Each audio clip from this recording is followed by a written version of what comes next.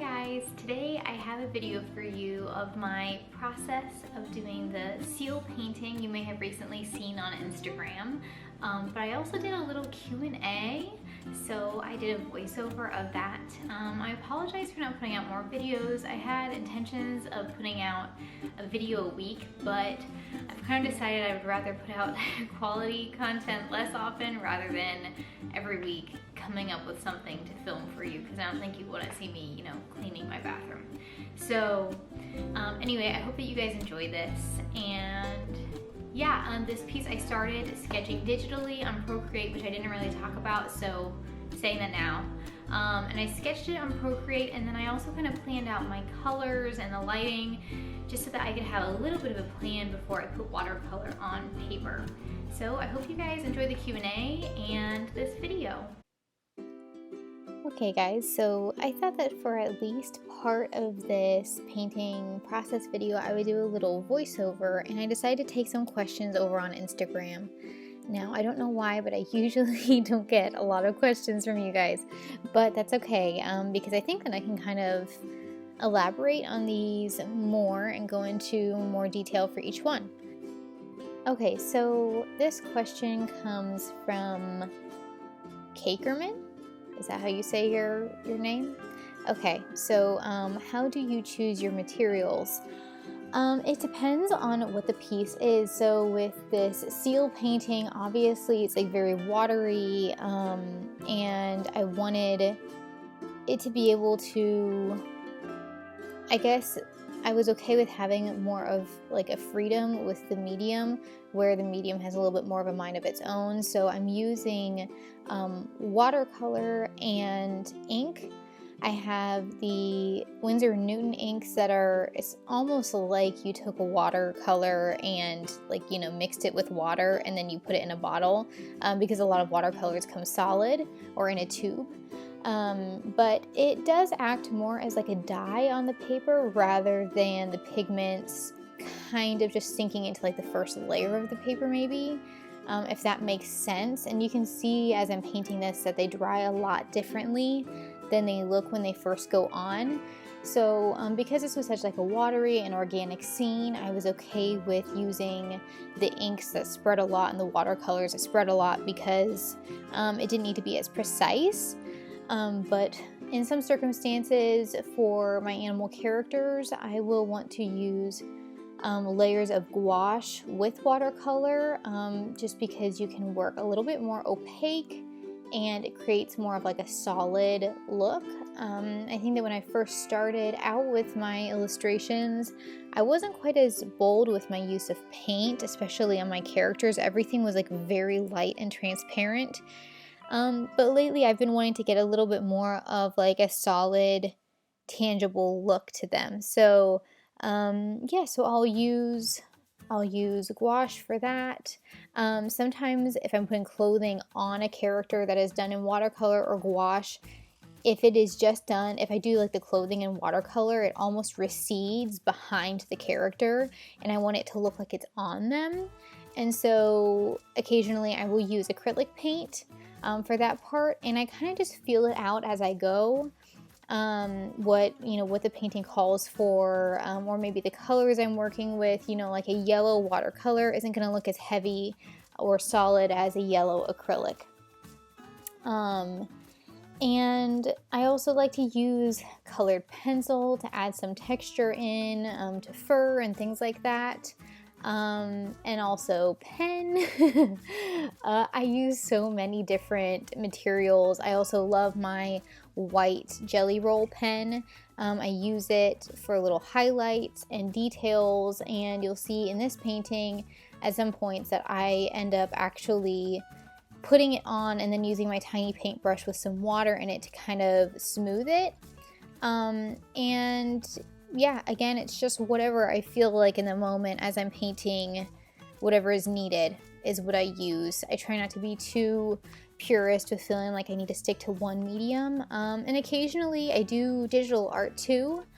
One thing I did with this painting is that when I scanned it in, a lot of the black ink was like, it reflected the light from the scanner and it looked very shiny. And so I had to go into Photoshop and do some editing, which I'll show later, but occasionally I have done my painting, in watercolor, and then I scan it in and I do all the line work digitally just to make sure that the black is like as pure and contrasted and sharp as I want it to be. Same person also asked, how do you make your color choices? So I feel like color isn't one of my strongest areas, but when I did this painting, I initially was going to do the kelp in like a green or a red, something that's like more of a natural color. But there are certain types of paintings that if I'm doing a scene like this, I feel like if I use too many colors, like it becomes too much a spectrum of the rainbow and not analogous colors that are just next to each other on the color wheel, I find that it maybe doesn't look quite as sophisticated as I want it to, or as editorial. I mean, I wouldn't say that my work is editorial, but I do find that color has a lot to do with that.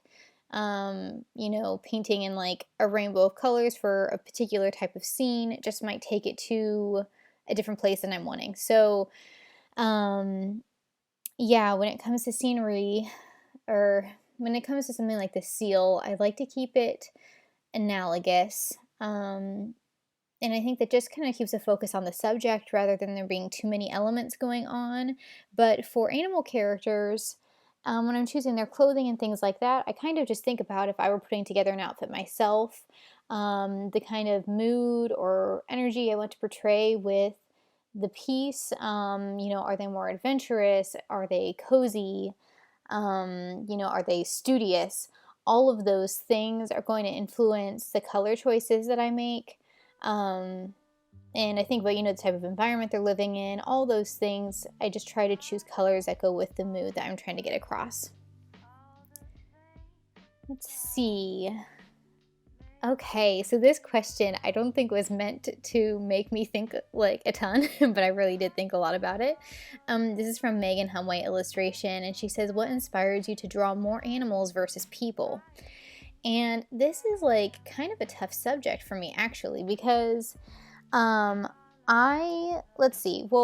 first off, I've always loved animals my whole life. I used to pretend to be animals as a kid, and things like that, and I drew animals, made up stories about them, and then I went through kind of like a fashion design phase in middle school, which probably had more to do with the fact that that was like cooler, and I was interested in it, but I have come back to animals, and I find that it is just something that when I think, oh, I want to draw something, for whatever reason, that is, animals are the thing that come to mind.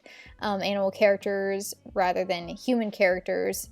And I think part of that is that animals are underappreciated, and so I do like to celebrate them and kind of expose people to new animals and just hopefully help people to have a greater appreciation for nature through the art that I make. It's interesting because in regards to another question about my favorite artists, I was looking through my Pinterest board of like illustrators and artwork that I have saved, and actually so much of it is human-centered artwork. And as I worked on my children's book portfolio, illustration portfolio, I knew that I needed to work on more people illustrations. And so I started doing, I took Peter Pan as like my guide for, I'm going to draw some characters from that, because I was really struggling with coming up with my own characters, and I was suggested by someone to pick a classic book and kind of work around that. And it's hard because on my shop Instagram, which used to be my only Instagram, I began posting those projects and things that I felt like I really needed to be working on.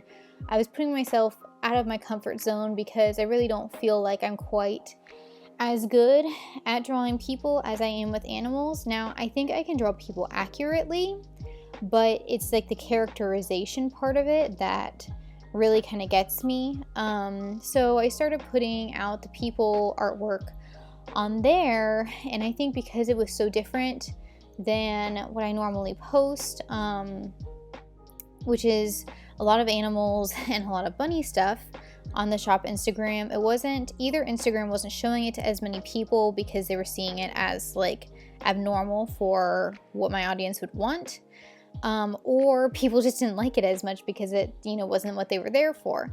So I started my second Instagram to focus on all of my book illustration work because I felt like I'd be able to have more freedom with the subject matter that I was putting out, in the mood and everything, and it wouldn't have to totally stay within like the brand of my shop Instagram. But I will say I haven't kept up with doing many human art things, and I do think that a lot of that just has to do with me not feeling quite confident enough in it, and just not as inspired to do people artwork. I don't know exactly why that is, but I know it's something I need to do more of, and I know I appreciate artwork that has people in it, but it's not like my first inclination, and I think it's hard for something to be like your first inclination when you produce something and it's like not how you wanted it to turn out. It's hard doing any kind of art and then continuing with it when it's not turning out how you want. But I don't feel quite as confident with my people. I don't feel like the style is nailed down or like I'm able to characterize them in the way that I would want to. So that's my very long answer to that question, but I know that the answer for me is I really need to continue working on that, making myself draw people, and coming up with character ideas that are inspiring to me, because obviously that will make my portfolio stronger. And actually even doing the seal artwork is kind of different for me. It's not really different for me. This is the thing, guys, is that I am thinking a lot lately about the fact that I have these two Instagrams. So initially it was done so that I felt like I could have freedom on my illustration account, because when I started my art journey and I started my shop, I was doing all kinds of artwork. I was doing, it was all focused around nature and animals, so it's still pretty focused. But I did do one bunny project that kind of, I wouldn't say like I went viral or something, but I think I was only at like 200 followers at the time, and I gained like 500 followers in a day because of this bunny project. And most of those followers were bunny lovers, and I am a bunny lover. I had a pet rabbit. She was super inspiring to me, it still is, and I still love drawing bunnies, but I never intended to become known like exclusively for bunny art.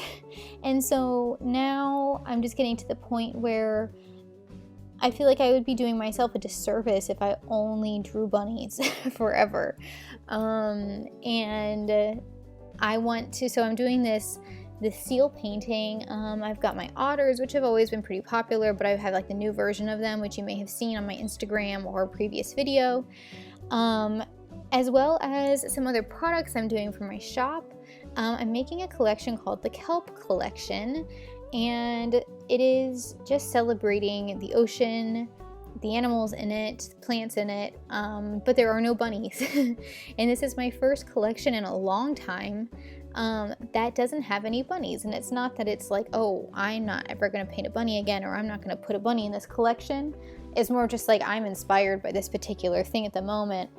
So, but I would like my shop to be able to feel as free as I feel with my like book illustration portfolio. And so I'm not sure if I just need to get over trying to make sure that everyone's happy and to put my accounts together again. I don't know, but these are the things I'm thinking about, and your question kind of made me think about this whole subject. So thanks, Megan. That was good though. It was good. Okay, so last question that I got. Okay, actually, I got a few spam messages, but this one is a real message. Who are your favorite artists? I find this to be really hard to answer, actually, because let's see. If we go to my Pinterest, I'm gonna take you to my Pinterest and kind of scroll through and show you things, because that is where I save all of my favorite artwork, pretty much. And I don't know why, but there's not always an artist's name on there, but I'll just link it below and you can check it out for yourself and see. But in terms of what I grew up with and the things that inspired me for illustration from the beginning would be Holly Hobbie, Toot and Puddle artwork books. I loved those books growing up. I think that the way she does the characters and their expressions and scenery and everything is just beautiful. And then also, I love the Eloise books. Hilary Knight's artwork is just very full of character, and line work is just beautiful. So I would say that those are like my top 2 influences from like that I can remember from childhood. And there's just a lot of like current artists that I like, and I do kind of go through phases where I'm into one thing more than another. So yeah, so I'll link my Pinterest below, which has, I've got a board that's focused on illustration and a board that's focused on more like fine art paintings, and you can kind of just look through those and see what I'm liking, because I feel like I have a very diverse array of things that I like, and some of it's probably kind of like surprising because it might not go with my own style, but yeah, I find a lot of things inspiring, so I'll let you guys check that out.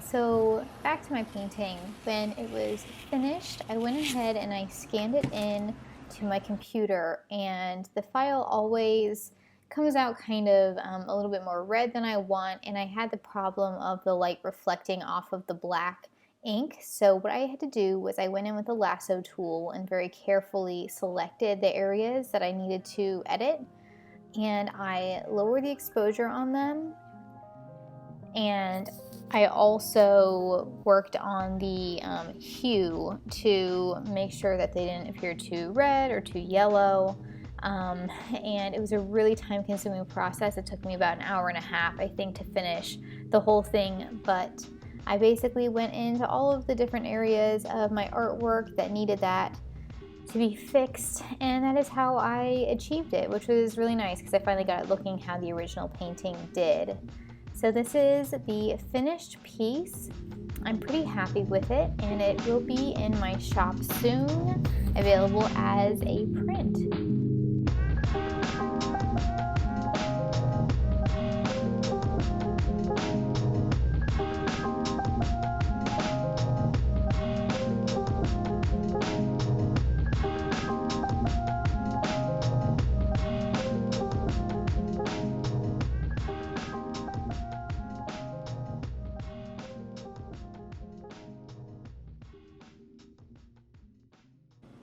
Thanks so much for watching, guys. Again, this is going to be in my shop soon. If you want, you can follow the link below to my shop, and at the very bottom of the page you can sign up for my email list and you'll get notified when new things are in the shop, as well as if you wanted to become my patron, you will also get not only to vote on things that I add to my shop and give your input, but you'll also be notified very quickly about new items. Yeah, so I hope you guys enjoyed this video, and if you've watched any of my past few videos, you know that I have a new class out on Skillshare about animal character design. So if you're interested in that, or if you're just interested in trying out Skillshare at all, you can use my link below for 2 free months and take my class and a variety of other classes. This is not sponsored, this is just me. So you can check out my class. Okay, thanks. Please like and subscribe if you haven't already. It really helps me out, and I will see you next time.